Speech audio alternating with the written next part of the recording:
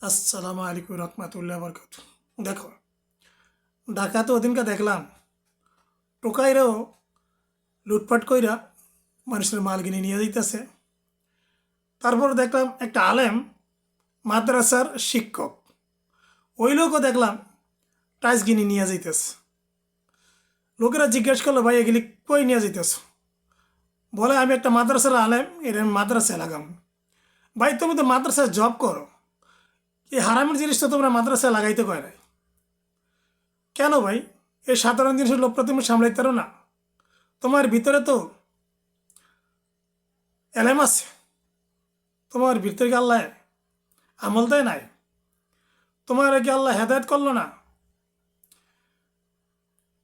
যাদের ভিতরে এলেম নাই, ওরা না হলে করতে পারে। তোমার ভিতরে তো আল্লাহ এলেম দিছে, তোমার কি আল্লাহ আমল করার তৌফিক দিল না?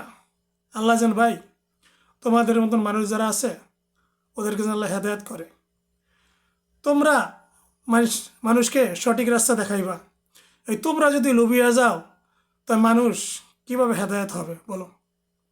আল্লাহ যেন আমাদেরকে সবাইকে লোভমুক্ত জীবন গড়ার তৌফিক দেয়। আমরা যেন লোভী না হয়ে যাই। আমরা দুনিয়া থেকে কি নিয়ে যাব? আমরা তো খালি হাতে যেতে হবে। খালি হাতে আইছি, খালি হাতে যেতে হবে।